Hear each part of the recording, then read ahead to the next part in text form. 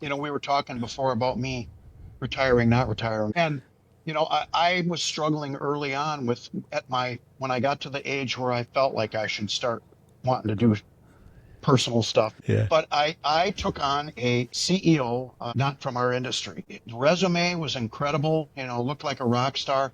But I took him on because I knew it was going to be hard to mentor my sons as their boss and their father. And so I took on a CEO to mentor my sons, which happened to be just 3, 4 months before COVID. And he ended up having to deal with all kinds of other things outside of mentoring my sons, like renegotiating, leases and stuff like that. But at the end of the day, when he did get back to actually focusing on, his primary duties here, it wasn't a good cultural fit. Someone from outside the industry, no matter what their business chops are, it just, we're a special breed. And as I've said many times since about this particular guy, he's probably an awesome manager of 300 people in cubicles, but that's not who we are.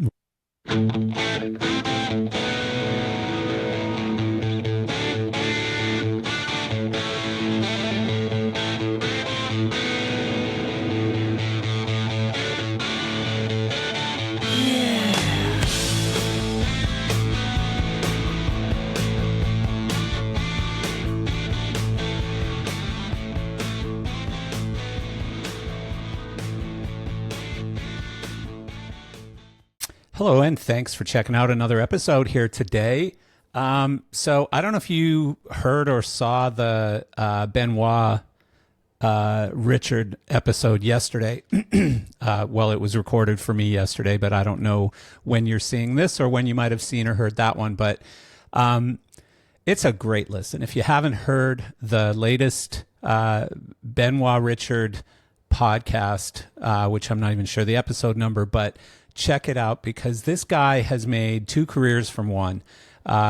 Really great things to learn and to teach in this episode, especially if you're considering some sort of a pivot in your lighting career, sound career, whatever career. The real probably message here is that there's something on the other side. There's green grass still on the other side. There's grazing available on the other side. And, he really made the best of a rock and roll touring career. And since that time, he's really become a rock star in the TV and film lighting arena. So please do check it out. And what else? In the world of AI, there's a lot of buzz on this collaboration between ChatGPT and Shopify. It's really changing a lot and has already started to change a lot about how things are being purchased or going to be purchased online, especially when you're using AI to search for things or to search, to shop, basically. And maybe you don't think you're shopping, but you might be shopping. And so they've collaborated with a lot of AI to create a shopping experience online within ChatGPT and within OpenAI and within future products that haven't even been thought of yet. And, really, I think it's the first time in history that I would say that Amazon really has some competition coming. Like, they've done things so well at Amazon, but I think finally now, not based on the fact that they're going to be cheaper or it's like Temu where it's, just bottom dollar stuff coming from China or whatever. This is bigger than that. And I think, finally we're seeing an opportunity for the small sellers out there to sort of group together and use these bigger platforms to really grow their businesses and to be able to compete with the Amazons of the world. So it's going to be interesting to see how it all plays out, but I would watch for this collaboration between Shopify and OpenAI. And has anyone out there listening to this or watching this right now ever engaged yet with AI agents? And it's also known as sort of the world of agentic AI, it's called. And, it's basically where you're creating these AI agents who behave almost like human assistants, I guess I would say.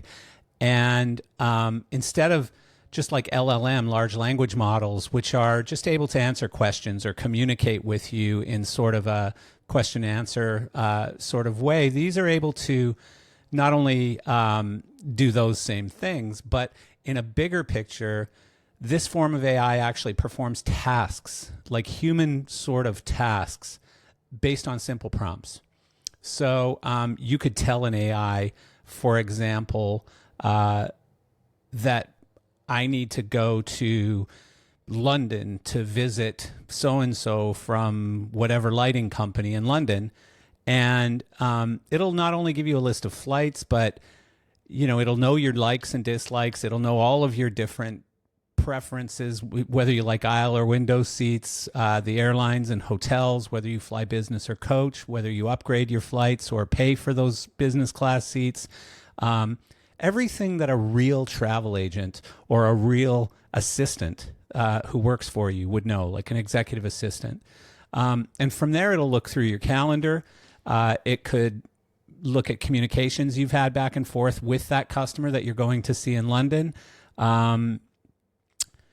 What else? It could schedule. It could see what your schedule looks like. It could look at the agenda for this set of meetings or this meeting, and schedule flights, hotel, dinner reservations. It could block time off on your calendar if you haven't already done that. And really, it could also coordinate any changes, cancellations, etc. on that journey. So, right now it's obviously playing out really heavily in coding. Like you're seeing websites and apps and all kinds of technology being created using AI to do all the coding. That is incredible. I've been paying a lot of attention to that recently, but I think, we're going to see a lot more of this agentic AI happening where, like my company today, like we're starting to see our org chart shape up with human people, human agents, human salespeople, human whatever, and also these agents, these AI agents as well. And as we continue to hire people, we're also going to be continuing to build agents. And I keep hinting, but we are building a platform that's heavily based on this technology right now. And we expect to launch it in July. And so I'll continue to tell you more about that going forward. So today on the podcast, Gregg Brunclik is the founder and chairman of Clearwing Productions, Inc., a live event production company he established in 1985. With over 40 years in the industry, Gregg built Clearwing into a trusted provider of full-service production support, including audio, lighting, staging, video, and backline services for events of all sizes, from intimate presentations and corporate general sessions to large-scale concerts, multi-stage festivals, and presidential appearances. Gregg's experience spans every corner of live production. Known for his calm leadership and deep technical knowledge, he brings a solutions-first mindset to every project. Gregg has been a leader in comprehensive production and stage management services, offering clients a seamless one-stop shop for technical execution and event coordination. His legacy is rooted in precision, professionalism, and a passion for elevating the live experience. Please welcome Gregg Brunclik. It is high tech. We got a countdown. How do you like that? That's nice. I wanted to have like a little dancing person going across the screen with the countdown, like with little cards going 5, 4. Yeah, right. But the clapper. something like that, But I guess the budget went away on that, and we weren't able to do it. But do what you can with what you got. This works for me. Yeah, exactly. And of course, every time I get an audio company person on, an audio guy, their sound is the worst. And so, Gregg, you have not disappointed. Your mic is terrible. Well, I used the term the last time we talked that I have a stereo defecator inserted on my mic line. But I don't. Yeah. It's just I'm talking to a computer, so we get what we get. Yeah, no, it's all good. It's all good. And the good thing about my podcast is I've set the bar pretty low. So it's pretty easy to get over it. It's pretty easy to come up and go, yep, I did great. I'm just kidding. We've had incredible guests on, of course, including yesterday. I recorded a really great podcast. Do you know Benoit or Ben Richard? Worked at High End for a number of years, and then went out with Metallica and John Broderick, and was Matchbox 20's LD and a few other bands. And then he just decided, hey, look, I'm not seeing my family as much as I really should be. I've got a new daughter. my wife's probably going to leave me if I keep touring. And he just said, I'm done. And he went and got his union card in LA, in Hollywood, and started doing TV and film. And he's just risen right to the top. You know, Nice. he's just really kicking ass in LA. So it's really cool to see somebody turn a career into two careers, you know, and just completely pivot. We persevere. Yeah. Find a way. That's what we do. And we learned it in the entertainment business, didn't we? Yep. We kind of did. Like, Show must go on.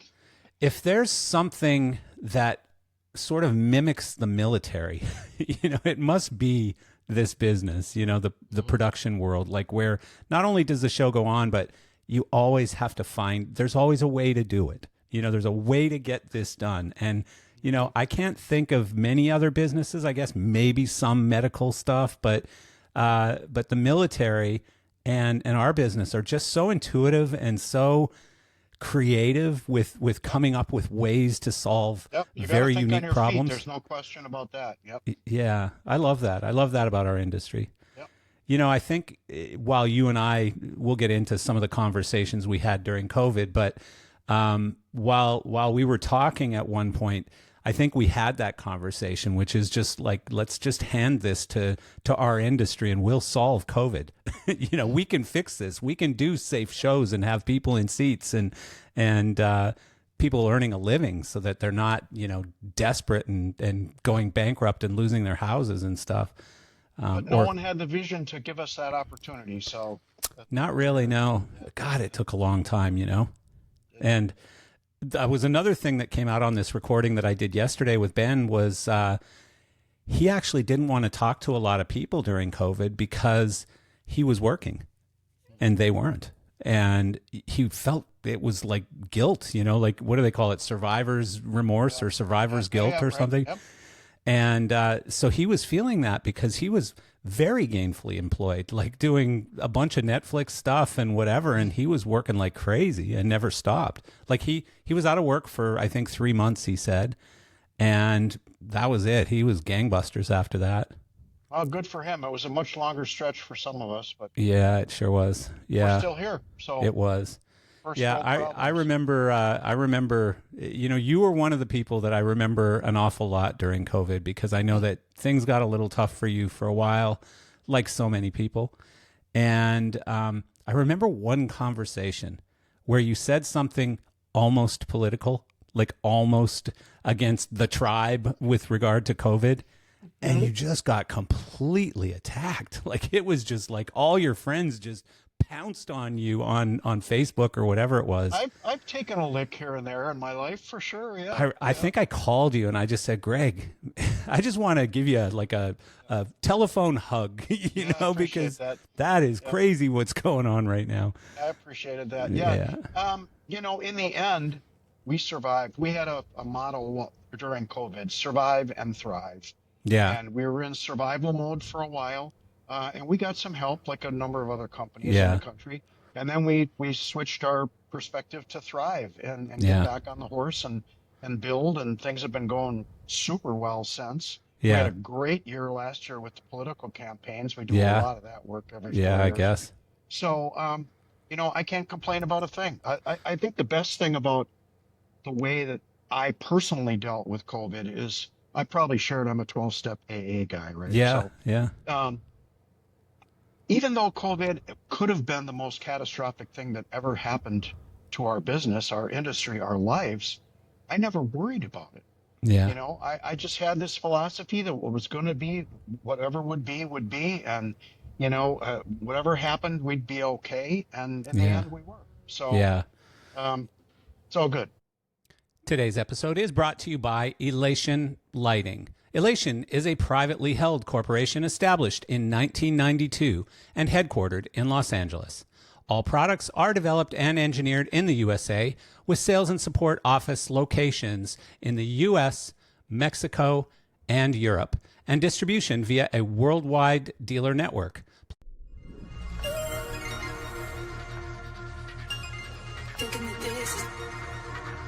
What defines excellence?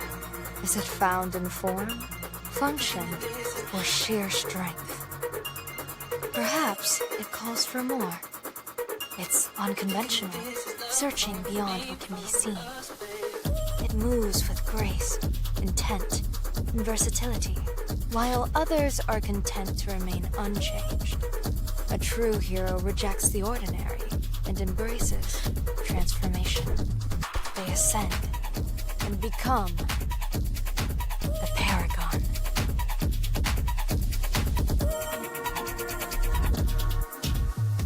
Complaints.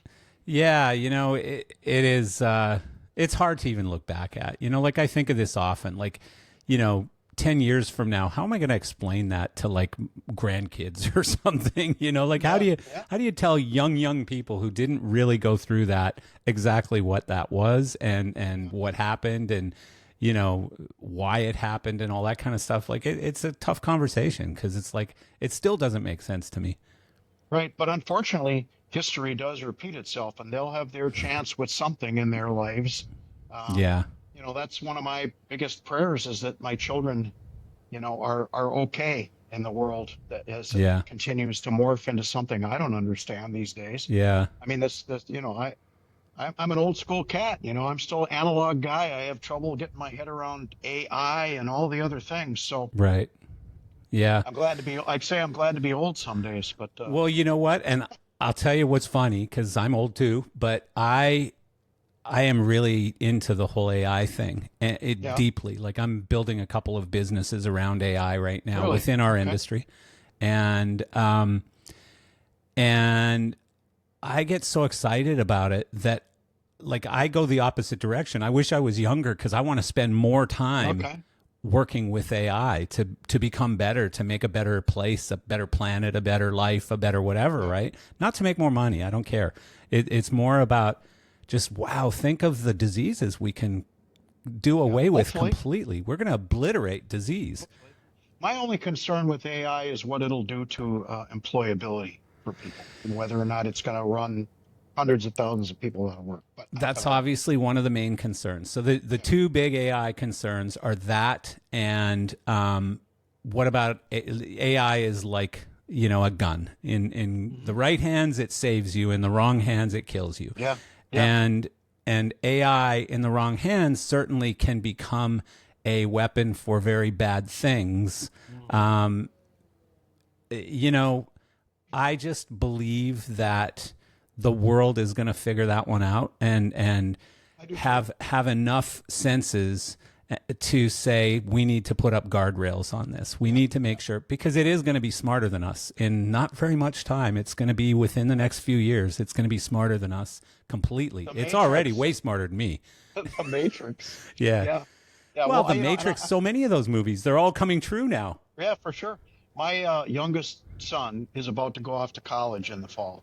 And, I say to him, you sure you don't want to go into the trades? The guys in the trades are making bank nowadays. And AI, as brilliant as it will be, is not going to be able to replace what we do with our hands, I don't think. Oh, yes, so, it will. It will. You think it already is. AI is going to pull wire? AI is going to do all of those things. Okay, watch that show. What's that guy's name? Roe. Watch his show, Dirty Jobs. Yeah. Every one of those jobs is going to be replaced by robots and AI. Every one of them. Like, look at one of the ones that they're targeting already. Drivers of all kinds. Truck drivers, taxi drivers, Uber drivers, whatever drivers. All drivers will be replaced. And that's shocking when you think of that. But that wouldn't be the first one that I'd say, okay, they're going to replace all drivers with AI. But it's happening, and it's probably that's going to happen relatively quickly, like maybe in the next 5 or 6 years. Yeah, we don't have it here in Wisconsin, but when I go to my home in Arizona, there's the Waymo thing. Yeah. It's the driverless Ubers. Yeah. That are all over Phoenix, and that's a little freaky to pull up next to one of those. And oh, you haven't ridden in one yet? It's No, weird not as yet. hell. That is weird. I'll tell you that. Well, and now the Tesla ones, the whatever they're called, Tesla taxis or whatever they're called, they don't even have a steering wheel. It's just a smooth dash, like they don't even have a steering wheel, so they're not even pretending to be a normal car. Like they're just saying, hey, It's freaky, but we'll see. It is freaky. Well, I was talking to somebody about this yesterday. Like the thing about these autonomous driving cars, self-driving cars, is that there is a point where if they're all connected and they're all self-driving and they're all communicating with each other, there will be no more accidents. But what about when you have some old ladies in cars and some crazy young people on motorcycles and in hot rod cars, and then some of these autonomous vehicles, it could still get messy, like really messy, So well, only time will tell, right? How yeah. it goes. But I feel like most of the jobs that people, the less people want to do those jobs, the more they're going to be motivated to replace them with robots and AI. I suppose. There's already robots that are sort of generalist robots that are being created. I just saw a new thing in China on one that they've come up with that's very inexpensive and really, really good right now. But is that the one that can do backflips and all that? yeah, well, most of them can. Like that's their sort of get people excited trick, But they have police officers. I think that was in China that I saw that, where they're doing flips. The police officers are doing flips. Robot police officers. But no, there's these ones now where you could buy one, and Elon is saying they're going to cost around $30,000. But you could buy one, and depending what basically code set you put into it, tells it what job it's going to be doing. So today it might be a warehouse worker. Tomorrow it could be a house cleaner. The next day it could be doing yard work. Whatever you want to program it to do, it'll do. And so it's not like they need to be retrained or... Well, I get all that, but I got to tell you, I like people. Me too. I do too. I like people. Yeah. So I guess time will tell. We'll see. I like some people. Yeah, well, true. Yeah. I don't like all people. Some people really suck. I've been done wrong. I've been done wrong by a few. Yeah. Some people suck, but I agree with you. Like, that's the weird part. What's it going to do to all the social connections and all the, but the people who talk positively about it, like Sam Altman, who is the guy who runs OpenAI, he will say that it enables you to spend more time with people.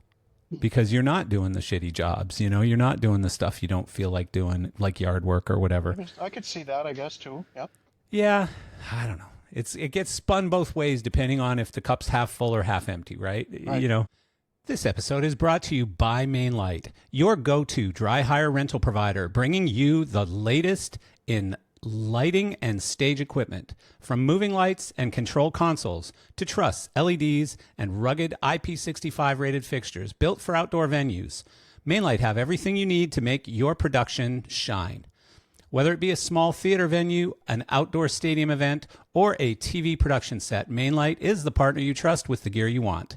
In addition to rentals, Mainlight offer new equipment sales from all of your favorite brands, as well as used sales on equipment pulled directly from their rental inventory. All used equipment is meticulously maintained and backed by a 60-day depot warranty, ensuring you can have confidence in every purchase. With 4 strategically located facilities in Teterboro, New Jersey, Wilmington, Delaware, Nashville, Tennessee, and Las Vegas, you get the reach of a national company with the personalized service of a local provider. Visit mainlight.com today to explore their rental options and even request a direct quote through their easy-to-use online ordering platform. Exactly. If you're negative and all new technology sucks, you're going to find all kinds of reasons that this shouldn't be happening, but it is. So what do you think it'll do to our industry, show business? And I don't think that streaming ever really caught on. There's nothing like the energy of a live show. Yeah, live shows aren't going to go away. So, but what do live shows look like? I mean, if you look at some of the most, some of the biggest ticket sales are EDM shows right now. Some of these EDM festivals are the biggest festivals there are, and yet there's no musicians. So does there need to be a DJ? I think at some point we're going to realize that the DJs just push play. Yeah. I mean, how about having AI that just feels the crowd and goes, okay, we should be a little softer right now. Okay, things are starting to happen and, we need to get going. And feels the crowd. It just feels the crowd. It reads the audience and figures out what to do. I don't mean feels the crowd like in a sick way. I mean feels the room, figures it out. Yeah. But it's a great question. Like, what's going to happen to our industry and live shows? And I don't think live shows are going away, but I do think AI generated music is coming in a big way. And, I think instead of a mix on Spotify, you're going to be able to have a completely custom written mix on Spotify. So you could put in a genre and it'll just make up songs in those genres, and you can have new music going all day long. Well, I suppose on the labor side, you could certainly have a robot inhabited warehouse that goes down aisle 6 and picks this piece of truss and brings it to the staging area, and a robot that bolts it together and hangs the light up, whatever, all that probably. That stuff. I mean, it'll take time because our industry is so small. So to get everything working together like that will take a long time. So I don't think we're going to be one of the first ones. Where I do see it changing immensely is all the obvious stuff, like audio, consoles. Do you really need to do sound check, and do you really need to do all those things when you've got AI and the thing can basically do it itself? So lighting, same kind of thing. Like lighting will change immensely, and I don't want to say too much because I always get shit for saying it, but do we really need somebody pushing buttons? Do we really need someone programming every show independently? We're going to learn. I don't know. Like I'm not saying we don't. I'm saying that those questions are going to be answered in the future. For sure. And pricing and cost controls and all kinds of things are going to drive that, So it's going to be interesting. That's for sure. It's going to change. It's going to be interesting. It's going to be different. And more immediate, you've got, tariffs. Like, what's that do to the landscape? Do Chinese lighting brands just disappear? Of course not, because I think this is going to be short term. But like, what if it wasn't short term? People aren't just going to suddenly pay $25,000 for Chauvet fixtures. Right. It's just not going to happen. So, well, on the front end, we were wondering what we were going to talk about, and we found something right away. Huh? I mean, that was I'm not that AI literate, so if you're down the rabbit hole with that stuff, kudos to you. I mean, that it's an interesting thing for sure. Yeah. I just, nobody can tell where it's going to go, I suppose. Where are the boundaries? Yeah. Well, for me, why I'm so excited about it is because my business will never be PRG. My business will never be Clearwing. I'm never going to have more than maybe 20 employees. Today, I won't tell you exactly our revenue, but we're doing reasonable revenue with 8 employees. And we'll probably... That's a good model. That's a great model. But it's partially enabled by this technology, this AI stuff. And we're going much further down that rabbit hole to where I'm not going to get rid of people, but instead of adding like another body for every $500,000 or $1 million in sales, we'll be adding a body for every $5 or $6 million in sales. Like, I have an org chart now that's starting to combine people and AI agents, basically. So we have sort of AI, fake people mixed into this group of individuals. And, it's not doing anything like talking to a customer and saying, yes, this one has this many gobos and this one has this many. Okay. It's not doing any of that stuff, but it does do that on the site. So, if you go to our live chat, for example, it's fed a ton of information and it can have a conversation with you, and it's an AI bot, basically, right? So, and of course you can always hit, give me a human, and you'll get someone less smart than that AI thing. So I don't know. I'm excited about it because I think one of the things is it's an equalizer. So it allows a smaller business to act closer to the bigger business and to be more profitable than the bigger business. And that to me is exciting.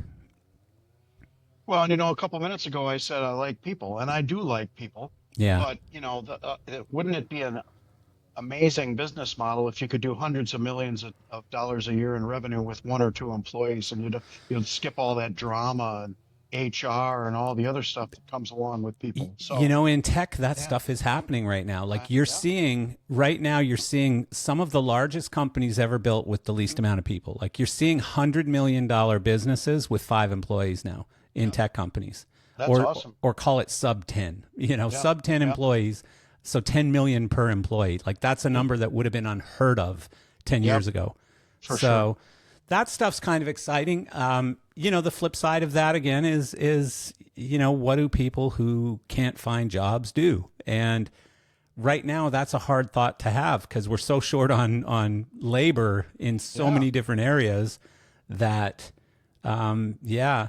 But again, here's the thing: like it's this sort of cyclical thing that's fueling both sides. So, like if I had an egg factory, that took eggs and processed eggs from chickens, I'd be looking at ways to automate because as the world becomes more global, in a sense of business, where there's less barriers, less borders, call it. mhm, And I'm not a globalist thinker, even though I have a global company. I do believe you have to protect your own mhm, country, but I think it's a global market at this point for most businesses potentially.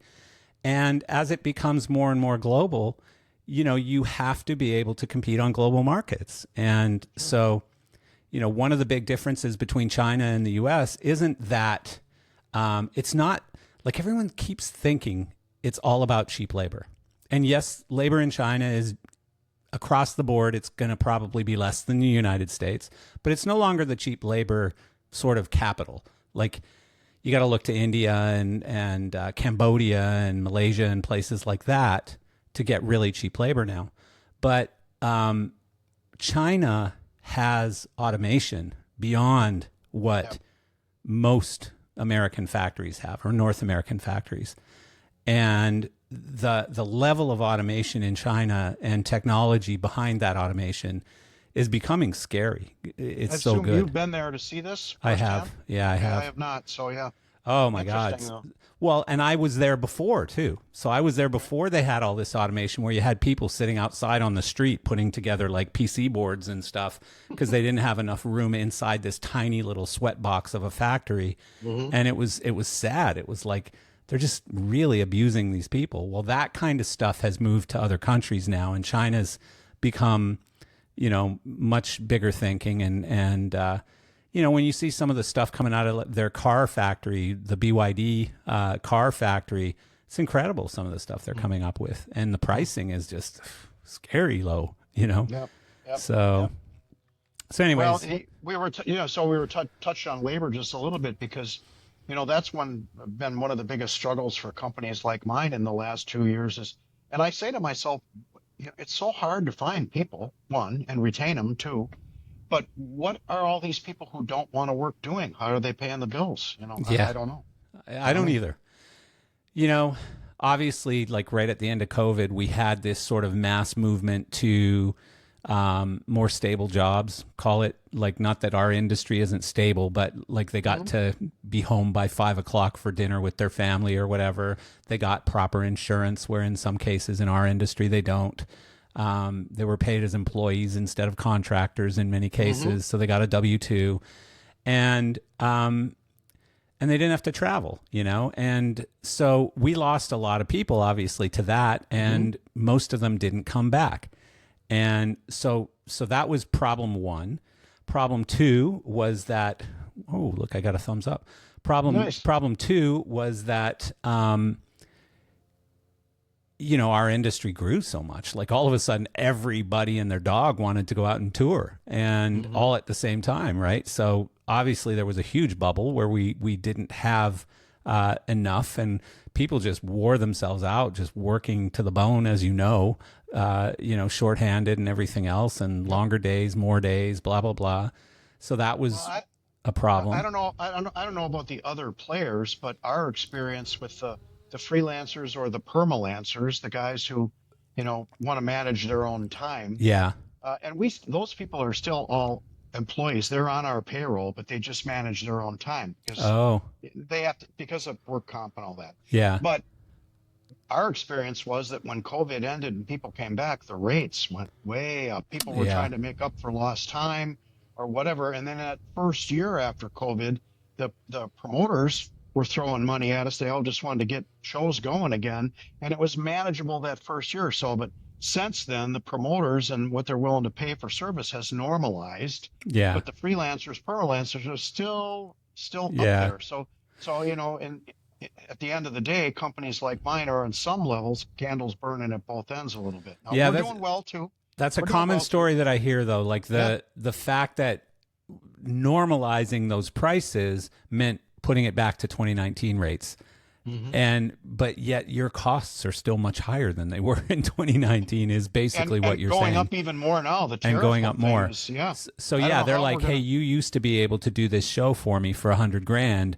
You know, I know I had to pay 140 last year or the year before, but Yep. if you won't do it for $100,000, I'm going to go somewhere else. Yep. And, And they'll then- find someone that will do it. And for they'll sure. find someone. Yeah. And Yeah. so, you know, especially I think it's the small companies like the $5 to $10 million companies are being most impacted by that because they're finding themselves either breaking even or even losing money, you know, and that obviously isn't sustainable. So And right now, I mean, we had in late last year during the political campaign season, we established our CapEx budgets for the coming year, of course. Yeah. Well, we're rethinking all of that right at the moment Yeah, because yeah. of the tariff business, and we're not going to get nearly what we thought we'd get for the money or Yeah. whatever.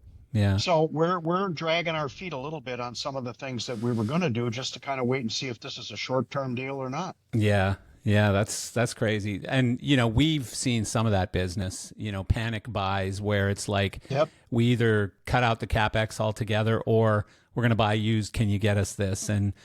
And by the way, we need it by, you know, 13 days from now or whatever. And Well, so I think we went through that too. We had CapEx that we were going to spend on, I don't know, pick X lighting fixture that we Yeah. were going to buy in, let's say, May, that we had to pull the trigger on in January or February because it was in stock now. And if we had to wait for it to come over from China, it was going to cost 25% more. Yeah. So we pulled the trigger earlier in our cycle too. yeah. Yeah. Well, the good news is at least you got it because, you know, right now you probably wouldn't because it's going to be 100% more. Or, like I've heard some trickery where it's only, you know, 30 or 40% more, but only 30 or 40%. Come on now. Boy, who gets accustomed to that? It's Yeah. normal, that. Yeah, it's But brutal. you know, it's not much different than what we experienced coming out of COVID with the supply chain issues. Yeah. Yeah. You know, then it was just supply, and now it's, you know, supply is probably there if you're willing to pay for it. Yeah. So it's two different animals, but yep. Yeah, that's true. That's true. What a complicated industry. You know, it really is a hard business. Like if they taught this, you know, in Harvard Business School or something, people would be like, "Why would I want to do that?"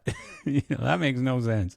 Well, and I think for us, it's paid to stay a family-owned, small conglomerate of people because we can turn on a dime when we need to. It's not like we got to go to the boardroom and have 20 people get a consensus on what decision we're going to make. Right. Because that bogs down the process too. So we've been fortunate that way in the ability to turn quickly when we need to. Yeah, you can make a decision.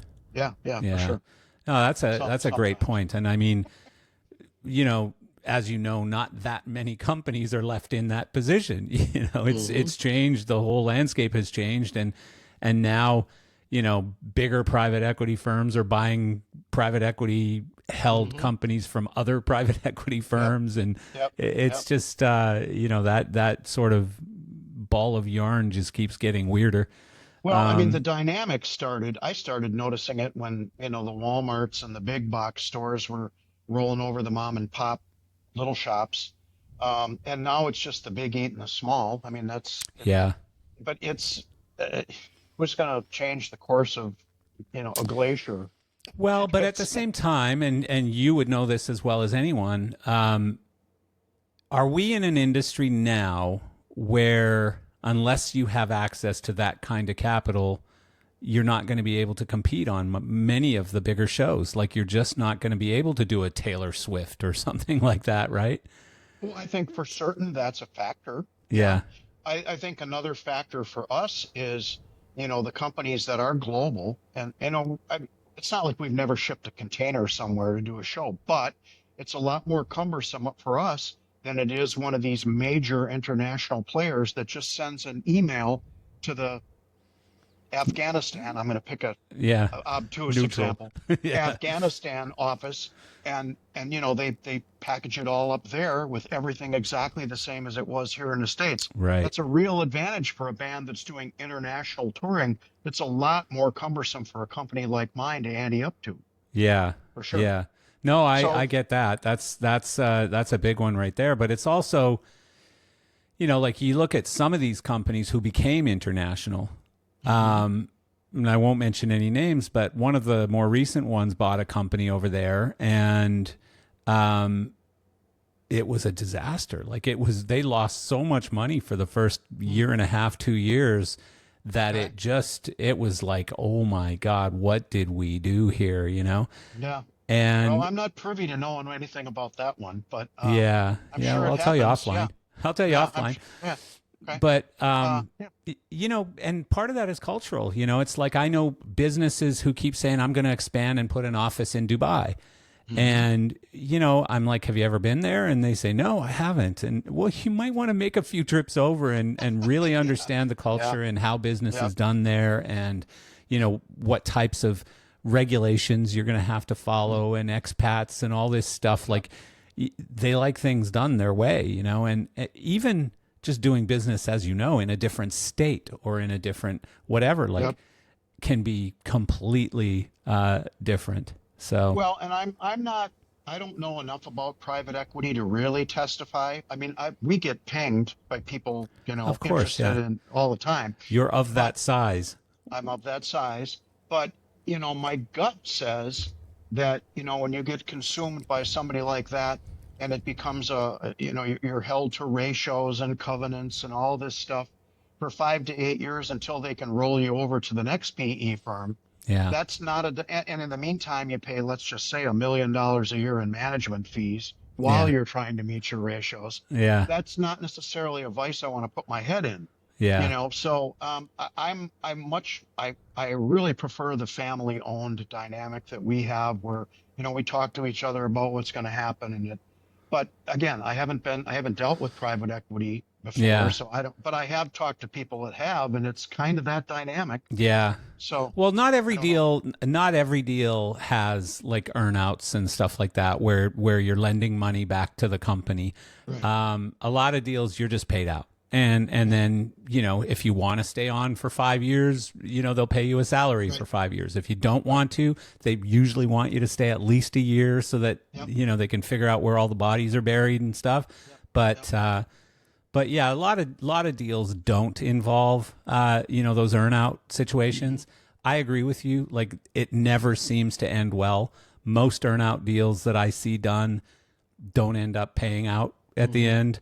Or I shouldn't say most, but certainly a lot of them.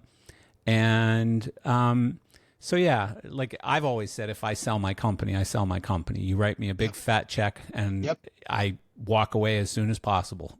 I'm with you. Yeah. But, clearly there are all different ways to skin the cat. Yeah. It depends on what your motivation is for wanting to get out. Yeah. If you want to get out, or if Yeah. it's just the right time or the right deal. Yeah. There's all kinds of ways that can happen, but it's individual to each person. You have and two what's sons. I have two sons in the business. Right? Yeah. So, that's been a big factor for me as Yeah. well as I consider with high priority what they would be subjected to Yeah. if I were to turn over ownership to someone else. So Yeah. that's a big criteria for me. Yeah. So that's why, that's another one of the reasons why I think I'm a little, I don't want to say negative about private equity, but it's a different set of criteria than if it would have been, I don't know, the way Burt Perry got out. Yeah. So, Well, you know what though? I mean, the other thing is, like I don't have that option. In other words, my succession plan is sell the business because I have one son. That's it. And he has shown zero interest in working in the business. even like he just turned 21 a couple weeks ago. And I said, do you ever want to maybe go out on a tour? Do you want to be a pyro guy? Do you want to be a lighting guy? Do you want to, whatever? I can get you a gig and you could go test it out for a year. And he's just like shown no interest in it whatsoever. And I know a lot of guys in my segment of the industry who are in the same boat, who, built really nice sized production companies, and they have nobody in the next generation that has any interest in it. So I think it can go both ways, but I feel very fortunate to have a couple of sons that's fantastic. That's fantastic. I call the chromosomal abnormality. That's amazing. Yeah. I mean, it must also give you a great source of pride and I've talked to at least one of your sons. I don't remember if I've talked to both, but smart guy and knows what he's talking about and stuff. So yeah, I mean, I'm somewhat envious of that because for me to sit here and tell you I'm going to sell my business, it almost pains me in the stomach because I've spent 22 years building it and nurturing it and nursing and helping it along and stuff. Blood, sweat, and tears, baby. Yeah. Oh, so many. Like I could tell you all of the blood, sweat, and tears stories. But just passing it on to somebody who can build it bigger and make loads of money on it. Well, but an important piece of that is, we were talking before about me retiring, not retiring, retiring, not retiring. Yeah. And, I was struggling early on when I got to the age where I felt like I should start wanting to do personal stuff more than business stuff. What was that, 20? No, much later than 20. Yeah. But I took on a CEO, not from our industry. And resume was incredible, looked like a rock star, and I took him on because it was hard. I knew it was going to be hard to mentor my sons as their boss and their father. Yeah. And so I took on a CEO to mentor my sons, which happened to be just 3-4 months before COVID. Yeah. And he ended up having to deal with all kinds of other things outside of mentoring my sons, like renegotiating, leases and stuff like that. Yeah. But at the end of the day, when he did get back to actually focusing on, his primary duties here, it wasn't a good cultural fit. Really? Someone from outside the industry, no matter what their business chops are. Yeah. It just, we're a special breed in this industry. Yeah. And I've said many times since about this particular guy, he's probably an awesome manager of 300 people in cubicles, but that's not who we are. Right. It's so true. So that didn't go all that well. And that's part of the reason that I came back is because the people just needed somebody who think the way they think. They could trust that, my word is my bond. And I didn't make all my decisions based on ratios. Yeah. Well, you know what? Take pride in knowing that companies much larger than yours, PRG, have struggled with the same thing. PRG is, I think, on their 4th CEO in a few years or whatever. It generally boils down to culture. It's not because the guy's stupid or isn't well educated or is earning too much money or whatever it is. It's culture. And when you lose your people, like when your people don't believe in you, forget it. It's time to go. Like you're not going to convince them to believe in you once they've decided otherwise. They've decided you're a schmuck or you're not one of us. Yep. They're gone. I had 2 CEOs in a row, actually. My first guy went out with a health issue. I hired another guy from outside the industry, but it was the same dynamic, basically. Yeah. And the second guy went out, and he helped do load-ins and dump trucks, and it bought him a lot of street cred. Yeah. Don't get me wrong. Yeah. But when it came to managing the business and the way those guys make decisions based on everything on paper, there just wasn't the ability to connect with the people out scanning cable in and out or whatever. Right. So it had its challenges, and I just had to at one point make a decision or lose some really good key people just because of the changes in culture. Yeah, for sure. I completely get it. So even my little business, Gear Source, at one point, it was probably around 2007, 8, something like that. And I had this LED company that I was growing, and it just kind of took off, and it started to get fairly big and needed a lot of my attention. And so I hired a COO. I wasn't brave enough to hire a CEO, but I hired a COO, which just meant that, if he was an asshole, I could put a CEO above him, or I could step in again, or whatever, right? Yep. And, it was probably a year into his reign. And I went in there on a Sunday when nobody was around. I went into that building, because at the time we had a building, and I sat at his desk, and I didn't look at stuff. I just sat at his desk and kind of thought and looked around, and I said, I got to fire this guy. Sense the energy. Yeah. And, people, like, I would walk in my building during the day when we were, at the height of business, and it felt like a morgue. Like, it just, nobody seemed happy. Nobody was making noise and jumping up and down and dinging the bell and whatever, Yeah. And I let him go. And I'll tell you how bad it got was my sister worked for me. And right before I let him go, she quit. And I was like, on the what? brink of exactly the same thing. Yeah, I was on like, the brink. What do you mean you quit? And she says, I just don't want to talk about it, but I just can't work here anymore. No, she didn't say for him. She didn't throw him under the bus. But as soon as I fired him, she called me and said, okay, I'm coming back now. Okay. Yeah. And I was like, oh, that was honorable. That was honorable. Yeah. But yeah. Sure. So, yeah, I'm sure you had a similar dynamic with your sons saying, Dad. Yeah. Yeah. So one of my sons, Max, is now the COO and president.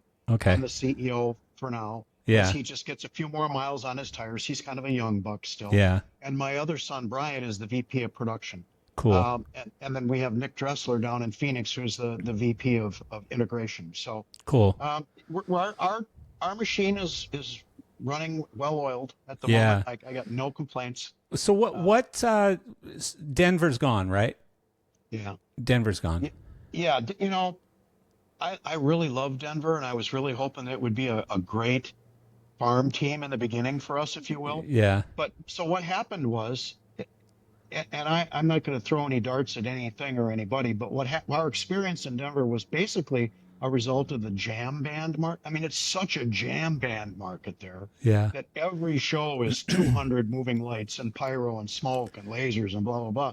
And so we were supplementing the Denver shop with gear from Phoenix and Milwaukee, to the point that Milwaukee and Phoenix were just ranting and raving about their, constantly having to sub-rent to knock out their stuff. So it just became a feasibility study on sustainability. And we just went, at the time, I didn't have the kind of CapEx to sink into completely setting Denver up to operate by itself at that level. Yeah. So it just was an experiment that didn't pan out the way I you thought split it would. two shops into three, and the math didn't work at the end of the day. Yeah, and in fairness, I didn't have the best of luck. I want to be a little careful, but I didn't have the best of luck with the company I acquired either. Yeah. There were some speed bumps there that were unforeseen. Even though we did rigorous diligence, it was more of a cultural thing. Yeah, and it happens. And it ended up going the way that I'd hoped it would. So that was then, and this is now. Yeah, it happens. Yeah, no, I actually didn't even realize that. I think I was talking to one of your guys maybe a month or two ago. Mm-hmm. I didn't even know that you had closed Denver, and it came out on that call. Oh no, we don't have Denver anymore. And I'm like, oh really? Yeah. I didn't know that. Well, so. We made big noise when we went there, but we Well, slithered as out you do, quietly. as you do, But, right? And we pulled production out of Denver first, and like an example of what I was just talking about, on the first festival we did after pulling production out of Denver, I saved $80,000 on sub hires on the first show. Oh my goodness! So much of the gear came back to where it belonged. Wow! And so we pulled production first and radically minimized our sub-hires in both the other offices. And then we left integration there for a few years and went to a smaller building and did some other things. Yeah. But that became a little bit of a challenge after a while as well. So we finally just said, throw in the towel. Let's get back to what we do well. Yeah. And so anyway, that was integration is an interesting place right now. And maybe you can tell me why, or maybe you're not experiencing the same thing, but it seems like even large companies are shutting down integration divisions. in their businesses. And We're doing well there. yeah, I can't complain about well, that that was at one of all. the I mean, things I our was going to business. say, though, is it seems like not the largest businesses are doing well, and some of the largest businesses aren't, and I don't know why. Well, we do primarily production, really entertainment places, Yeah, and we were doing some themed stuff a couple of years ago, and we still do a little bit of that, but we've tried to narrow our focus onto what's the highest margin.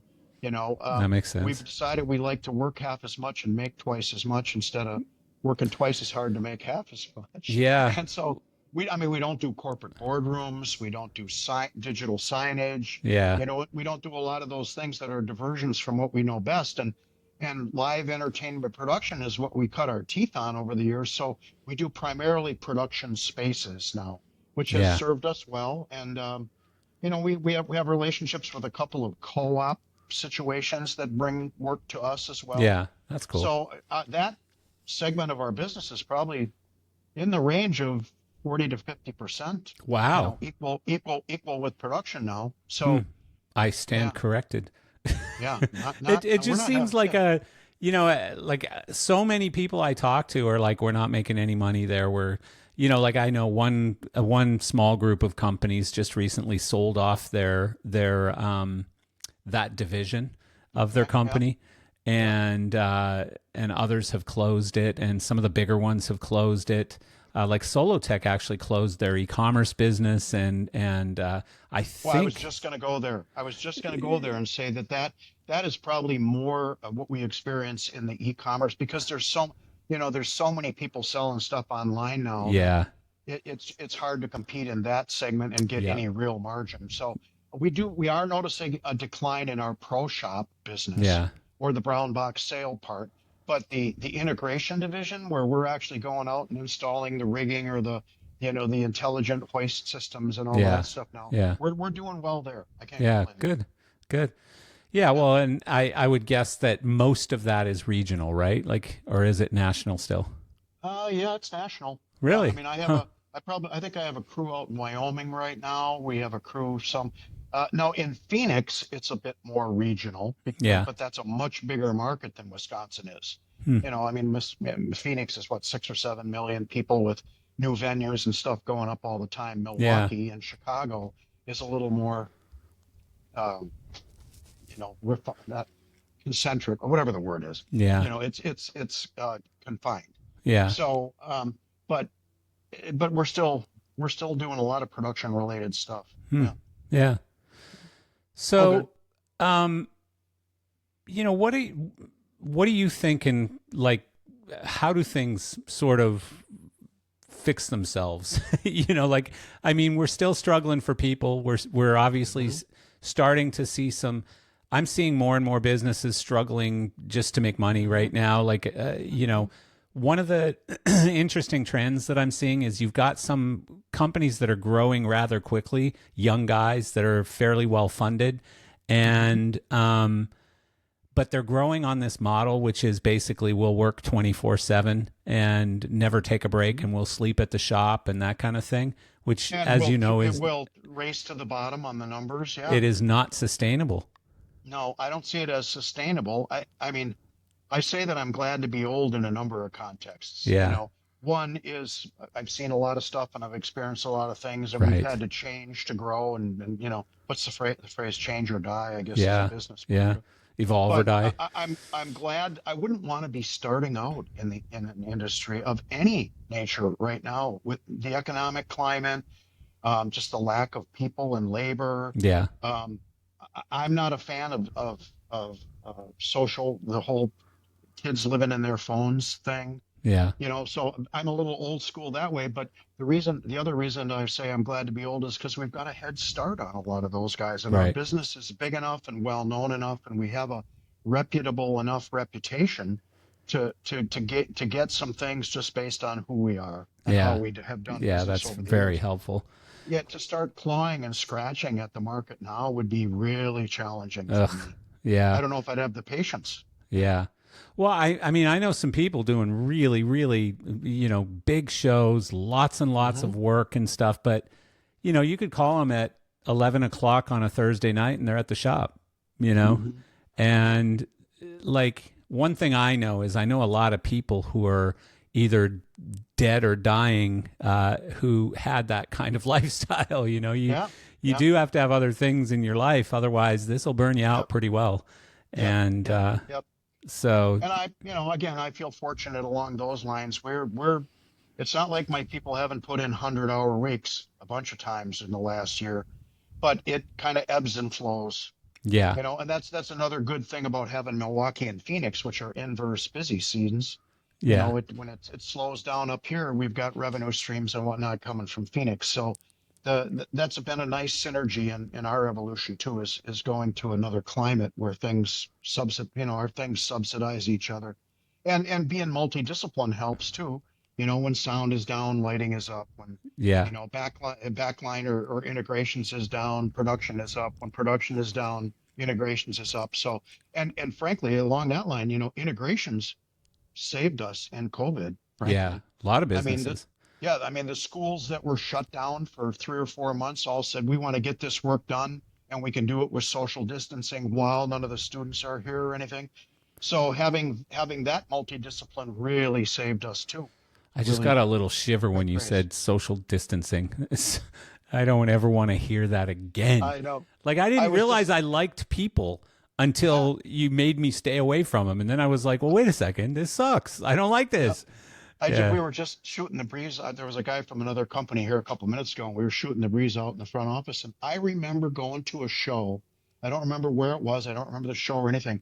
But I walked out onto the space where the audience would be, and there were 6-foot diameter circles Oh, Jesus painted Christ. all over the floor so Uh, that people could stand in the center of their oh 6-foot my diameter God. circle and try to Yeah. watch some kind of show. Now, it couldn't have been something big because Yeah. obviously you were limiting your attendance, but I remember seeing that and just thinking, where the hell are we doing that? Yeah, so many things like the grocery stores where you had one-way lanes down each Yeah, of the yeah, aisles. This yeah, one's only to go this way. Oh, yeah, no, you got right. to go to the next lane to go this Oh way. man, It's like, I what don't if I ever want to chose live the like wrong that. lane, I don't ever want to live like that Oh again. my That God. was brutal. Or even those circles like in the bank and stuff, when you're like, they're showing you how Yep, closely you could stand to people. And it's like, yep, God. yep. And there's a line like 3 blocks out the door and it's only 12 people, It's Or like, the vinyl footprints on the oh, floor. Jesus. Like, Those.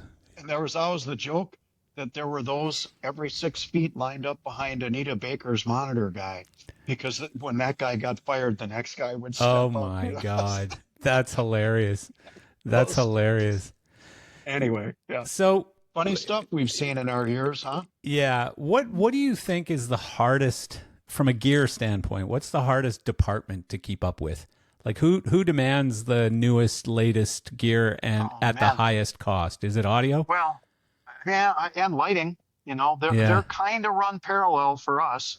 And because we have both disciplines, we were, as from a CapEx standpoint, we were jogging every other year. One year was audio, the next year was lighting. Oh, okay. Yeah. But then COVID threw a wrench in all of that timing too, because by the time we came out of COVID, we were like 3-4 years behind latest technology Right. and Yeah. lighting, especially.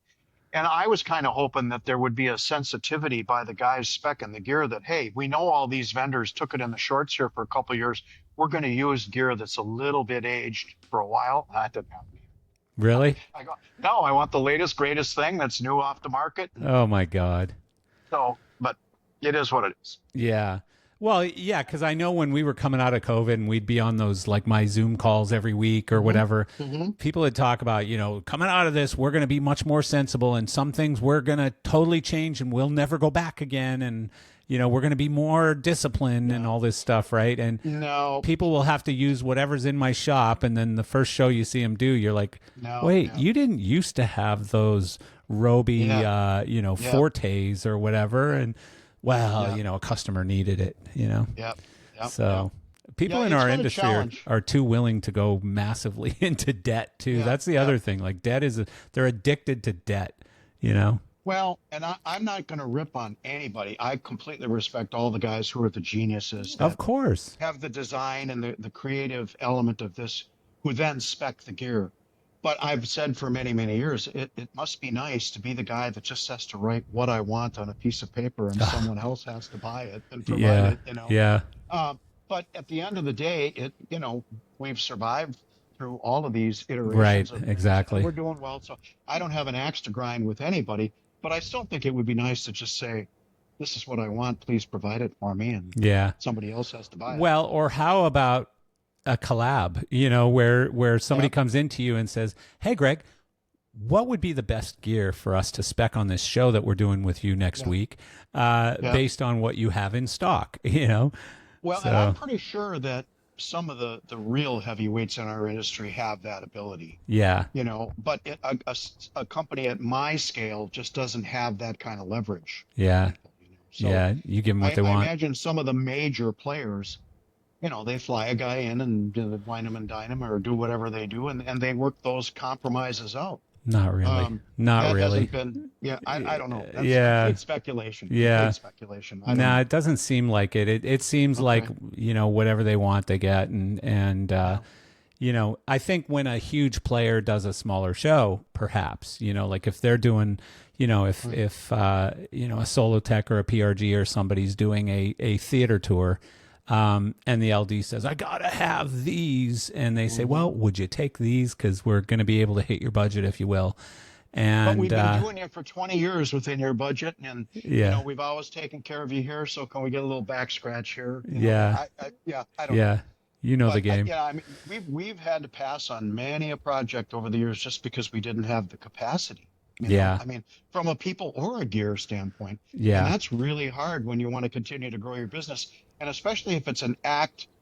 I mean, I've had several acts come our way that I was just love to work with. I'd love to do that tour, but Yeah. the timing was wrong or whatever. And I had a friend who was an agent for us a few years ago, and he said one of his biggest frustrations in the business, he worked for a bigger player before he was an agent for us, and he said, I worked for 3 or 4 years to get this act to give me a crack at him, and as soon as I got the crack at him, we couldn't do it. Ugh. And that's so frustrating. Yeah, so Yeah, no frustrating. kidding. Yeah. Well, I But mean, but the flip side of that is, and I've seen this one happen where literally it bankrupted a company when they yeah, reached further than than they should should have. have. Yep, yep. So I just really want to do it. It's the Beatles reunion. I gotta have this. I Yeah, gotta yeah, have it. right. Yep.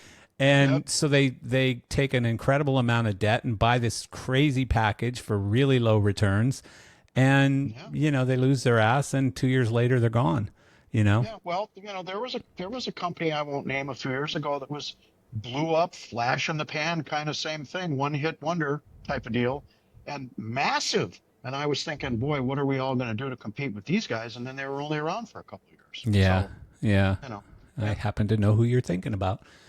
Yeah, but no, I mean, I think at the end of the day, like there are some successful businesses that you look at and you go, and chances are they're either going to be sold to private equity within a couple years or hmm something's going to give because you can't yeah, just keep fueling that thing, yeah. with debt and debt and debt and more debt, unless Well, you at the just end of the have really day, rich parents. no one can own enough gear to do everything. Nah. Everyone, PRG is sub-hiring from Solotech or Solotech from Claire or whatever. You Yeah. pick all the big players there, but no one can own enough of everything to No. pull it all off. So, No. Yeah. So you're saying basically lighting and audio are both impossibly expensive and Well, hard to keep up with. I won't say impossibly, but they're both challenging to keep state of the art in both at the same time. Yeah, Yeah. yeah, But yeah. audio, it's like it's an interesting thing because like it just seems like L Acoustics and D&B like first it's this rig and then you got to have this one hmm and then you got to have this one and then and hmm it's just like 2 million, 2 million, 3 million, 2 million, Yeah, 2 million. for sure. It's huge money. And it would be nice if it stopped at speaker systems. Then you Yeah. got consoles and processing and I can't everything's believe what IT amps now. cost these days. you know, these PowerSoft amps are just like, holy shit. Yeah, You want how much for an amp? yeah. Yeah. Dude, we had a incident last summer. We had a transfer truck coming up from Phoenix, three trucks, right at the end of the busy season in Phoenix. The trucks were headed to Milwaukee for Summerfest. The RNC was here last summer. We do the Harley anniversary. and we did another big corporate thing, and they were all stacked up. So we had 3 trucks transferring from Phoenix to Milwaukee, and one of the 3 trucks in Liberty, Kansas, experienced a problem, and the truck went up in flames, fire. No. And it was the tractor that started fire. The axle froze up or something, but once the tires went up, rubber burns hot. The whole front third of the trailer burned up. And when I got the pictures, it was like a stack of L-Acoustics K1 that, the firemen had used axes on. Yeah. Oh, no. So, I mean, just the front third of that trailer was $2 million worth of brand new Ugh. power amps and K1, K2 Oh, my speakers. God. And so, I mean, we pulled it off. We scrambled to sub-rent from other people to cover our needs, but it was, yeah, I mean, the expense in such a small package of stuff now, you can't even get your head around. 2 rack spaces, $10,000. Yeah. I mean, Really crazy. So really I remember crazy. when I was first in business, I thought, why does everything have to cost $100? Yeah. Then a couple of years later is, why does everything have to cost $1,000? Yeah. Then why does everything have to be 100? Well, now it's every new system is $1 million plus. What about video? Do you do video as well? We don't have video. Yeah, currently, no. you're smart. We had an LE wall a few years ago, and that same thing. The obsolescence of something that was 8 mil one year and it had to be 5 mil the next, and 3 mil the next, and 1.8 the next. We just couldn't keep up with it. Yeah. Well, and meanwhile, the price went down dramatically. Like that. Yep. I don't know where they're at today, but at one point, I know it went from like $400 a tile down to $40 a tile or whatever. Well, I happened to be at Costco yesterday for something, and I was looking at a TV for $399. Isn't it insane? I remember the first one I bought that was half that size was $4,000. I say it every time I go into Costco. I stop with my girlfriend and I just look at the latest, whatever it is, 100-inch LED TV that's like, 1995 or whatever. And I'm going, how is that even possible? Like that was 50 grand, 5 years ago or whatever. Yeah, it's crazy. TVs blow my mind in Costco every single time. And I don't need one. I got an 85-inch TV here that I don't really watch. So, and we went from 1K resolution to 5K or something. I mean, I don't 8K, know. Yeah, 8K. Yeah. Crazy. No, it really is. That technology, and talk about a race to the bottom. Like, how can you be making money on a 75-inch TV at $399 or whatever? Like, the shipping, for me to ship it would cost that much, Exactly. So granted, you get good shipping deals, but still it had to cost something to ship it from China to here to the store, put it on the shelf. Like, I don't get it. I remember when L-Acoustics, when we were going into COVID, and I don't remember. Actually, I shouldn't mention L-Acoustics because I might have the wrong vendor in mind. But I remember whatever we had to ship from Europe, the price of a container had gone from $10,000 to $20,000. Yeah, or something like that. Yeah, more than that even. Yeah, almost $30,000. Like I think. Yeah, maybe. We sold a sound system from, like right at the toughest time, 2021 or whatever it was, when containers were crazy expensive. Mm-hmm. We sold a big sound system from Singapore to, I think it was either the US or Canada, I can't remember. And I think we paid $28,000 per container, and it was 2 containers that we had to get. And I was shocked. Yeah. And I remember one thing, and I won't say which touring company it was, but they had an act going out.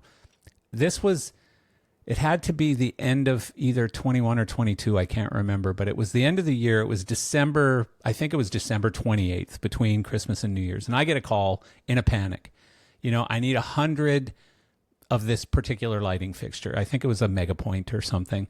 I need 100 Megapoints. And I said, okay, great. We can get you those. No problem. And he said, okay, how much, when, blah, blah, blah. And so we said, okay, yeah, it's going to cost X amount of dollars. And I can't even remember. It was probably $600,000, whatever those lights were or something. It was around 600 grand. Shipping was more than the lights? 600 grand. So then I said, okay, so when do you need it? And this is December 28th. And he said, I need it January 8th in such and such city in America for rehearsals. And I'm like, what the fuck are you doing ordering this stuff at the end of December, it's coming from another country. Like, and I think again that came from like China or Hong Kong or somewhere over there. Might have been Australia. I don't even remember, but it was far. And so we had to ship by air, and we had to like pre-clear customs and do every magical thing we could do to get to rehearsals on time. And shipping was more than the cost of the lights. It was over $600,000 for shipping. And I couldn't even believe it at the time. I was like, here's how much it is. And they're like, I don't care. Client will pay it. Well, And I thought you were going to say they balked. At the no, price no, of no. They shit. bought it. They had no choice. They had no choice. They had to do it. Wow. So That's I brutal. was, it's the craziest deal I think that I've ever seen where, I'll bet. it was like a $600,000 sale and the total bill was 1.3 million or something, and I was like, this is insane. Yeah. Never seen anything like it. Well, and it's the same, like I had a TV go south the other day at my house, and they're not worth fixing anymore. Throw them away and buy another one. Yeah. Yeah. Do you still get involved in the gear? Like, are you still excited by the tech in our industry? On some level, yes, but I can't keep up, and I'm not around in that realm as much as I used to be. I'm more on the business management side, so I can't tell you how many times I walk around the shop and go, "When did we get that? Yeah. What is that? I don't know what that is. How long? Oh, we've had that for a couple of years already. I've never even seen it. Don't know what it is. What does it do? Yeah. So When's the last time you've stood at a console and tried to figure out how it works? It's been a few years. Yeah. Yeah, like I don't even know how to turn them on anymore. Like it's no idea. I'm an analog guy. Me too. I mixed on a digital console once for a friend's band at Summerfest a few years ago, and it's funny because I walked up to the console and there's a little box on the console, and I opened it up and it was a pair of white gloves. Ah, funny. Sat there for walk in a white glove, but I had to have my systems tech from that stage set the console up for me so that I could basically just turn a little EQ and run some faders. Other than that, when you go into pages and pages of this kind of waves, this or that, or I'm lost. I'm just lost. Yeah. So no, I not that I've ever been a sound guy. I was a musician and I sold lots of sound equipment, but I could walk up to like an old Soundcraft, whatever it was, Series 5 or something, whatever. But an analog Soundcraft 24 channel board, and I could make a band sound pretty good. But today I literally wouldn't know how to turn it on, and then all this Dante stuff, like I don't even know how to work all these plugins and everything. I have no idea. So me neither. Yeah, it's We're wild. of the same ilk, my friend. Yeah. Well, you're around it a little more than I am, but yeah, I have no idea how to do any of that stuff. I can dust them off with the best of them, but that's about as far as it goes. Yeah. Take a paintbrush and get all the.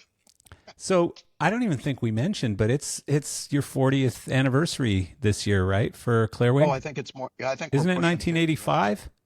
Well, that's when I incorporated, yes, but I started the business in like 1974. Oh, okay. So, yeah, so we count that too. Oh, okay. So 50 years. Getting up there. Jesus. No wonder you want to retire. I'm glad to be above the sod, my friend. Yeah, well, we all are. Yeah. So many people aren't, Yeah. It's, you knew Bob Shockrell, right?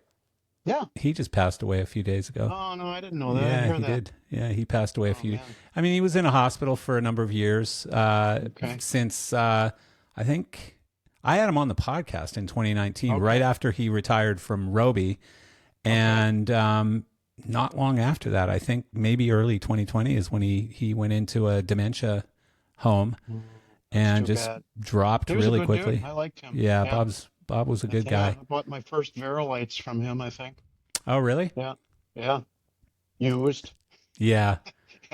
Yeah, well, and it's funny because there have been a bunch of guys dropping lately too. We just lost the production manager for Odessa here a month or so ago, and he was only like 50. Yeah. So there's a lot of weird stuff going on. Well, it's a tough life, not tough, but it's, we're hard on ourselves, like lack of sleep, bad things, bad food, way too many long days. This guy was a recovery guy. Yeah. Brazilian jiu-jitsu guy, great shape. Yeah. Yeah, he had a cardiac event and we lost him. Really Oh, sad. geez. Really sad. Yeah, Yeah. I pay a lot of attention to that cardiac thing. My Yeah. dad died in my years 8 years ago, but he Hmm. died when I was Hmm. a little kid, and so yeah, I pay a lot of attention Yeah. to the heart thing. Got to. But I mean, what can we actually do other than just try and behave? Try and eat well and sleep and exercise and all the boring Yeah, stuff. for sure. It's not that hard. So when Well, what but you when do you go think ahead. you're actually going to stop? When are you going to retire for real? Oh, not too long now. Yeah. Not too long. Yeah, Your son's almost little bit longer. your Yeah. son's I almost might. ready to take over. Yeah, yeah, and I might like to go through one more summer just because, we make hay here in the summer in Milwaukee and there's a lot of festivals I really enjoy going to. Yeah. That's the only thing I really would like to retain a perk for is just being able to go in someplace and stand at the front of house mix where I get a little elbow room and I'm not getting mosh pitted by anybody. I think they'll You probably know, still let you. You yeah, they know. probably will. They Do you probably will. you still spend a lot of time on the lake in the summer, right?